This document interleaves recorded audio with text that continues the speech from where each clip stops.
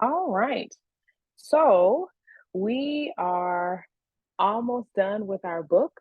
We have our last three chapters 26, 27, and 28 tonight. So, congratulations if you have been with us over the past 2 to 3 months.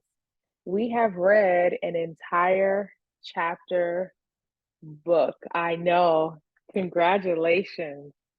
So I am super excited for you both and everyone who has participated, even if you missed a session for work or because of other family obligations. It is perfectly fine as long as you continue to read and practice your English.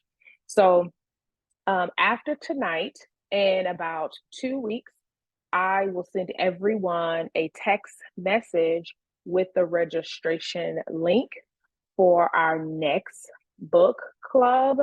I will also send you a picture of the book and the title. So if you wish to purchase it, you can purchase it. I hope to have some books available to mail out um, in the next couple of weeks. The goal right now is to start classes September 12th. It will be on a Tuesday, and the time will probably change, probably to 7:30. But I will let you know. If you can't make it every single session, it is not a problem. I will continue to record the sessions and upload them to YouTube so you can go back and watch the recordings if needed. Okay. All right. So let's go ahead and get started. We are on chapter 26. So a lot has happened in our book. We don't know if the Green family will have an opportunity to move back home. So let's find out what ultimately happens to their family. Chapter 26. Evie Ivy over. Here comes a teacher with a big fat stick. I wonder what she's got for arithmetic. One and one, two, me and you. Who? Sometimes I look at the girl sitting next to me in class and I wonder what her secrets are. Maybe there are others in class like me in this room, all over the world. Outside it rains and rains. Our teacher is going on about the impact of air on blood, how the air changes it from blue to red. I want to raise my hand and ask, who would I be in an airless, empty room? But I don't, and I never will. This morning on the radio, a singer was asking her lover if he liked either or both of her. When I heard the line, I stopped brushing my hair and moved closer to the radio. The singer went on about how she's different people at different times and kept coming back to the refrain. Do you like or love either or both of me? I stood in my bedroom listening to the song, feeling a smile coming on. I wish to wash a green. Excuse me, I am to shower green. I am Evie Thomas. And some days I like and love either and both of me. Carlos, who sits directly in front of me, turns now and makes a face, then smiles. I look at him, but don't smile back. Then, after a moment, I do. He puts a chocolate kiss on my desk and turns back around. When I pull the candy toward me, it is soft, already melting. Maybe my cooties are fading. The teacher's voice changes, and then she is talking about our hearts, how amazing they are, what all they can do to keep us living. I press my hand against my chest. 7 months have passed since we left Denver in the middle of the night. My heart is still beating. I am no longer who I was in Denver, but at least and at most, I am. Chapter 27. Mama sits at the kitchen table, reading the letter slowly, again and again, while Anna stands beside her, her arms folded, her bottom lip pulled beneath her teeth. Let me ask you a question. What do you think Mama is reading? Mama has a letter in her hand, and she is reading it while Evie's sister is standing there. What do you think Mama is reading? Can anyone remember? Where is Anna planning on going in the next couple of months?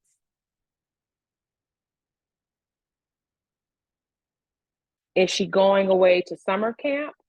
Is she going to dance school, or is she trying to go to college early? The first option? Going to summer camp? No. Is she going to dance school? Yes. She's going to dance school, or is she going to college? She going to college.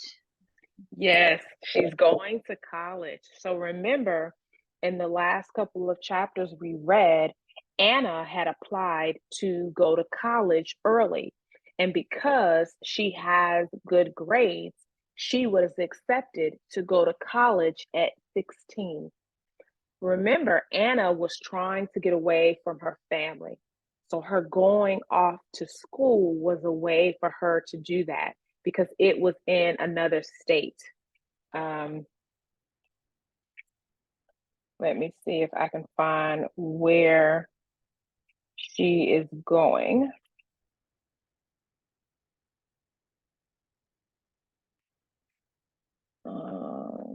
Let me see.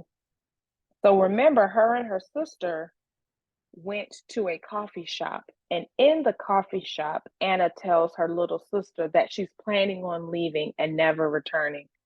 And so she tells her that she plans on going away to college.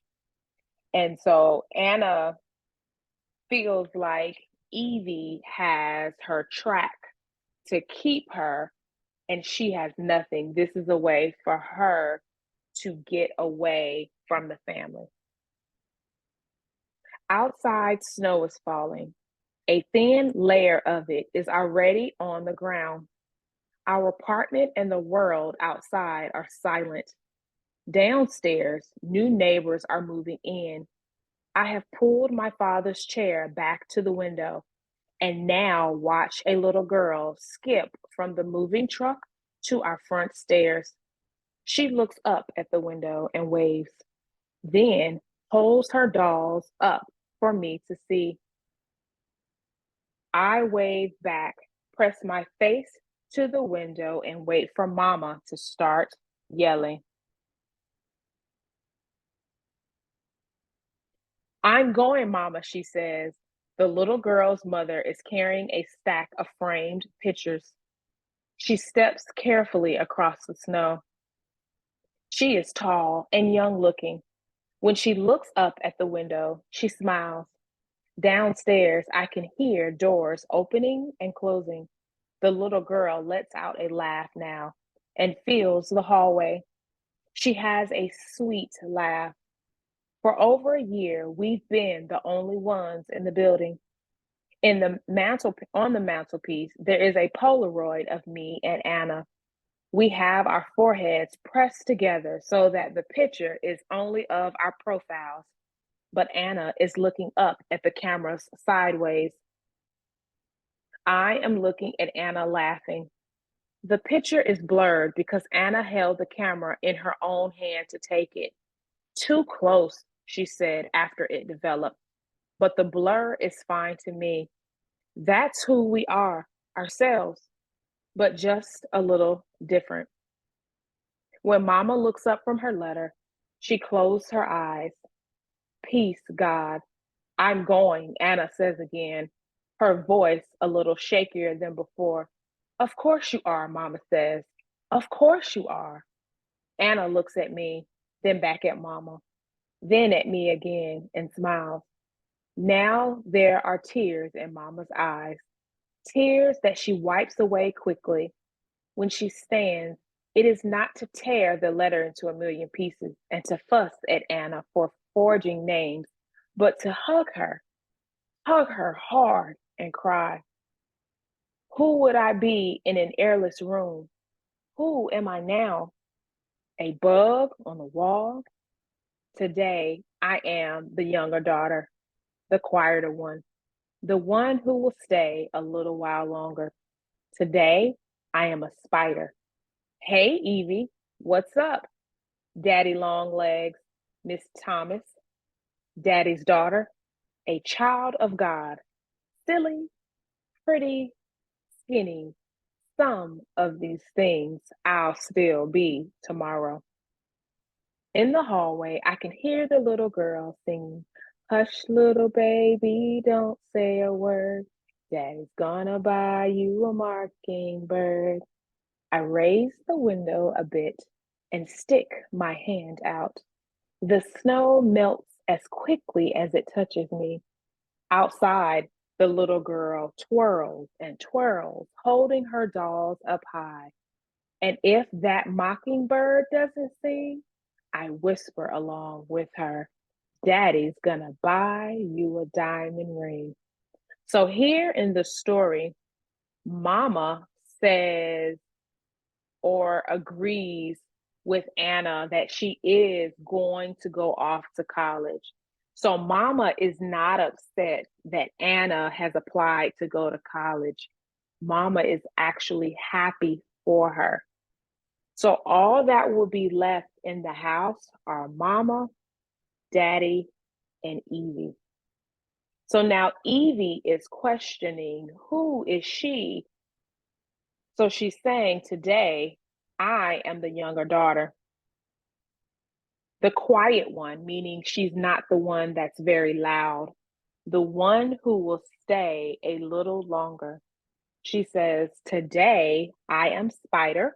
And remember that her teammates on the track team call her Daddy Longlegs because she has long legs when she runs. So she says, I am Daddy's daughter. I am a child of God. I am silly. I am pretty. I am skinny. Some of these things I'll still be tomorrow. So it's like each one of them, even though they have not moved back to Denver, they are still finding their places in this new reality because they may never go back to Denver. They may never go back to their old lives. And I think that they are coming to the reality that they'll never get to go back. Okay. Chapter 28. My father peels back the bandages to show me the scar running from his wrist to the crook of his arm. I close my eyes for a moment, resting my forehead against his shoulder. Daddy, it's all right now, my copper penny, he says. I'm here. I was gone for a while, but I'm here now. He presses the bandages back in place and holds his arm up as we walk to the day room. When people pass us, I try not to stare. I want to see crazy close up, though. Understand this thing that Anna says our father is. So Anna says that their father is crazy. So Evie is looking at her father to see, is he crazy? Because if it's in him, it's in me. His craziness, my inheritance. Some of the people shuffle when they walk, their heads hanging down. But the few people who pass us look regular, like anyone walking down the street, their backs straight, their steps as sure as mine. The hallways here are painted white and smell like medicine and pine cleaner. Muffled voices drift out of the rooms on either side of us. Otherwise, it is quiet.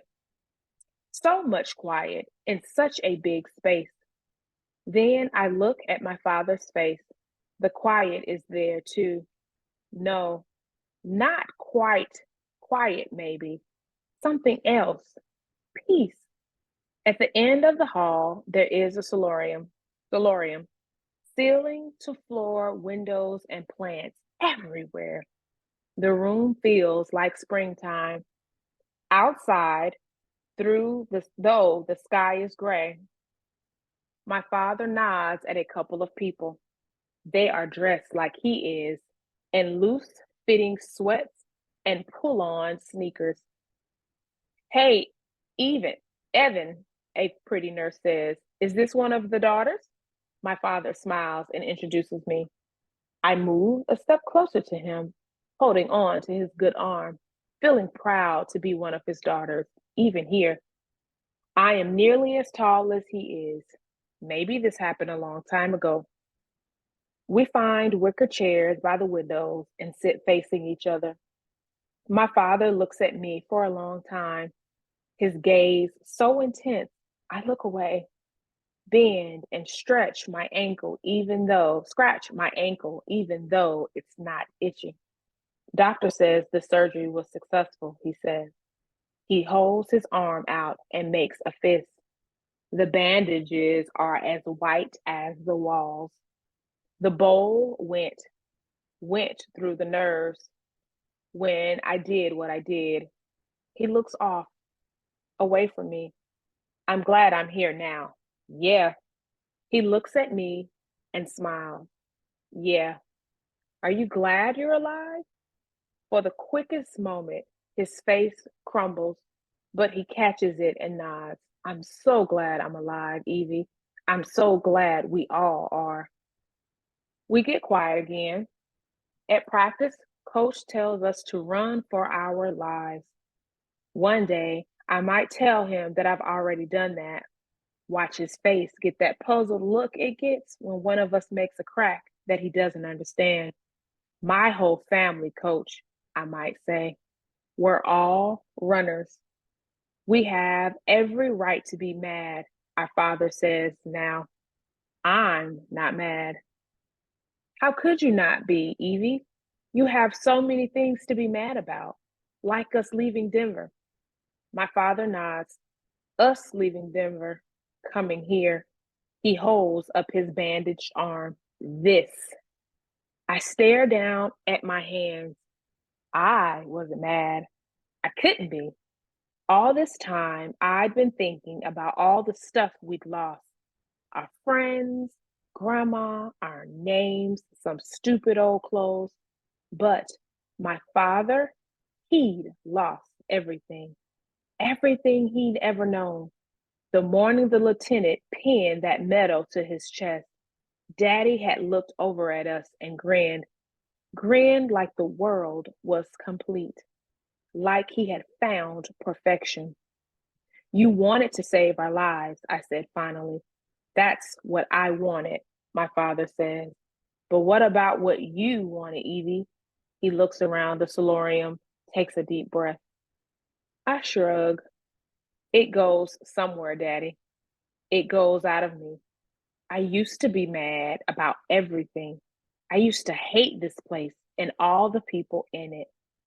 I'd stand in the middle of the schoolyard and just shut every single part of me off.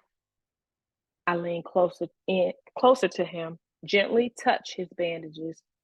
I want to ask him about right and wrong. When do you know what's what? I want to believe he did the right thing. When we were little, my grandmother used to always say, in all you're getting, get understanding. I want to get understanding now. There's soft music piped in all around us. Daddy listens to it for a minute, his eyes closed, his head moving the tiniest bit. I don't know what I want, Daddy. Not yet. Not anymore. I have some new ideas, though. Big Evie Thomas ideas. Coach Lay says he thinks I'm going to break records one day. He says my running reminds him of the greatest quarter millers that ever hit the track. You got a lot of practice ahead of you, he says, smiling, and a lot of promise, Spider. When he says this, I get a feeling so deep, like I can do anything. There is a fire inside of me. It burns and burns. Anna says she believes there's a reason for everything that happens, even us coming here. Some mornings I think about Lulu used to say about God having set our stage long before we were even in this world. I think about my own stage, how in the middle of the play, God said, cut. I think in the middle of everything, God changed his mind and maybe, just maybe, came up with a better idea. I smile and take my father's hand, thinking my life is a rewrite. I hope this is the last revision. Daddy says, Daddy, I say, tell me about when you first knew you wanted to be a cop. My father looks at me. He seems confused for a moment, but then his smile comes. Slowly, but it comes. The old smile, Daddy's smile. It creeps up from his face like all those memories of our days before here and all those sweet promises, a lot of promise of what's ahead of us. Me and Daddy stare at each other for a long time. Two old buddies who knew each other when. All right. That is the end of our book.